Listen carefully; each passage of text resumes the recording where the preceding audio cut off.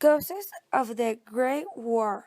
One of the causes of the Great War was the alliances, that were agreements made between two or more countries to give each other help if it's needed. Before the World War I, the following alliances existed: Russia and Serbia, Germany and Austria-Hungary, France and Russia, Britain and France and Belgium, Japan and Britain. Other of the reasons was the imperialism. Imperialism is when a country increases their power and wealth by bringing additional territories under their control. The increasing competition and desire for greater empires led to an increase in the confrontation that helped push the world into World War I. Other reason was the militarism. Militarism means that the army and military forces are given a high profile by the government. The growing European divide had led to an arms race between the main countries. By 1914, Germany had the greatest increase in military buildup. Great Britain and Germany both greatly increased their navies and had a fierce competition for mastery the seas. In Germany and Russia, the military establishment began to have a greater influence on public policy. This increase in militarism helped push the countries involved into war. Other of the causes was the nationalism. A specific way in which this affected was the desire of the Slavic people in Bosnia and Herzegovina to no longer be part of Austria-Hungary, but instead be part of Serbia. In this way, nationalism led directly to the war. And the general way in which this affected was that each country tried to prove their dominance and power. And the immediate cause of the World War I was the assassination of the Archduke Franz Ferdinand. In June 1914, a Serbian nationalist terrorist group called the Black Hand sent groups to assassinate the Archduke. This was in protest to Austria-Hungary having control of this region. Serbia wanted to take over Bosnia and Herzegovina. This assassination led to Austria-Hungary declaring war on Serbia. When Russia began to mobilize due to its alliance with Serbia, Germany declared war on Russia. This began the expansion of the war to include all those involved in the mutual defense alliances. Characteristics of the World War I. 13 million are estimated to have died in the battlefronts of Europe. This war began with a patriotic fervor. The artillery and the machine guns gave advantage to the defense. Offense was suicidal because it exposed flesh and blood to deadly weapons. The Russians lacked the industrial base to be able to provide their armies with the quantities of weapons needed in the modern warfare. Whole nations had mobilized. Governments took control of national economies to expend the money in the resources for the war effort. Every able-bodied person was involved, unemployment was wiped out, class distinctions became less important, workers' incomes increased, women were employed in large numbers in the factories. Loss of life and destruction of property were so immense that no side could declare victory. All lost. Some consequences of the Treaty of Versailles were the war guilt, meaning that Germany had to accept blame for starting the war.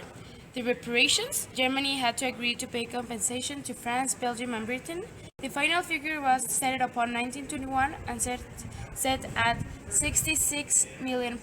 Army was limited to 1,000 men. Conscription was banned, soldiers had to volunteer, and they were not allowed to submarines or military aircraft. They lost all of its overseas colonies, mainly to Britain and France. All in all, the Treaty of Versailles meant that Germany lost 10% of its land, lost all of its overseas colonies, lost 12.5% of its population, lost 16% of its coal fields and almost half of its iron and steel industries. It had to reduce its army to 1,000 men, have no air force, and only a tiny navy. They had to accept the blame for World War I and pay huge amounts in compensation. Also, this changed the world because it changed the geography that we used to know. Now it's different. The Great Depression was an economic slump principally experienced in North America, but also in Europe and other industrialized areas. It was the longest and most severe depression ever seen. It began in 1929 with the stock market crash or Black Tuesday and ended in 1939. Some of the main causes were overproduction after the war, in which products were not needed and not sold, profit was lost, and producers became unable to pay back loans. Tariffs, which were taxes put on foreign products. European nations raised tariffs on American products, so sales decreased and exports did as well. Bank system failures. Policies were ineffective and offered no protection against the bank taking or using up people's savings. And over speculation. Stock market prices of companies were much higher than the real value of the company. The main characteristic of the Great Depression was extreme poverty. People used to live in slums called Hoovervilles, as well as massive migratory movements to western parts of the country. People did this to look for relief or assistance, but this led to a relief crisis due to the excess. Also, another aspect in the Great Depression was the political inability shown by Hoover's government to solve the crisis.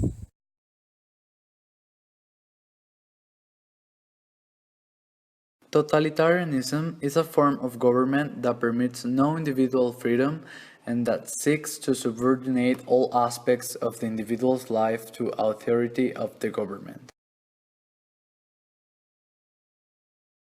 Iraq, under Saddam Hussein, was a totalitarian government, with characteristic censorship, propaganda, and terror tactics. Human rights organizations report hundreds of thousands of civilians' executions during Hussein's reign, in addition to the deaths caused by Hussein's war with Iran. As Iraq transitions to a democratic regime, human rights abuse continue, especially against opposition activists and journalists. Human Rights Watch has reported the torture of prisoners, secret prisons, and the persecution of women and Shia communities.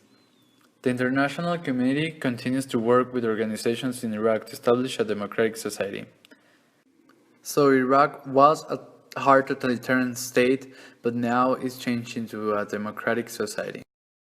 Cuba is a totalitarian communist state headed by the General Raúl Castro and a cadre of party loyalists. Since 1965, Cuba has been governed by a highly centralized system headed by the Communist Party of Cuba, which is the only authorized political party and rule as the highest leading force of society and the state, according to the Constitution.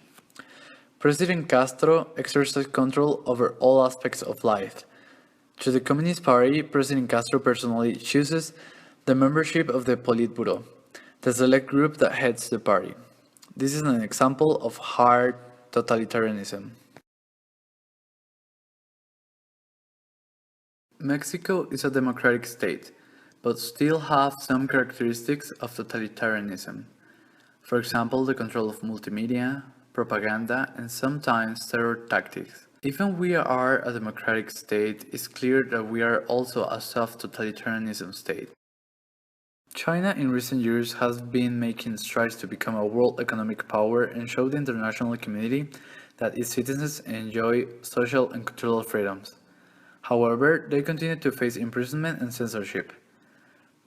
To protest the lack of religious freedom, at least 122 Tibetan monks, nuns, and civilians have committed self-immolation, and at least 53 Chinese across the country have set themselves on fire to protest the government's demolition of their homes.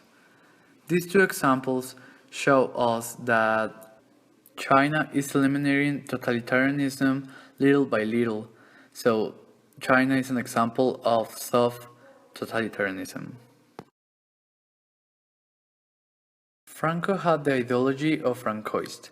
His main priorities were always the consolidation of his own power, from his climb to generalissimo in the Civil War to the consolidation of the fairly diverse nationalists under his own single party, and the restoration of the monarchy without a monarch. His central ideology can be described as a mix of Spanish nationalism and reactionary Catholicism. Spain emerged from the Civil War with formidable economic problems. The economy remained in a state of severe depression. Spain faced diplomatic and economic isolation until the Pact of Madrid that gave Spain a chance to progress. After that, Franco promoted economic self-sufficiency policies. Some free market reforms were introduced and tourism increased. This gave Spain a great chance to progress economically. After all, the success of the stabilization program was attributable to both good luck and good management. So we can say that during the Franco regime, Spain struggled and suffered with the economy, but at last, economy progressed.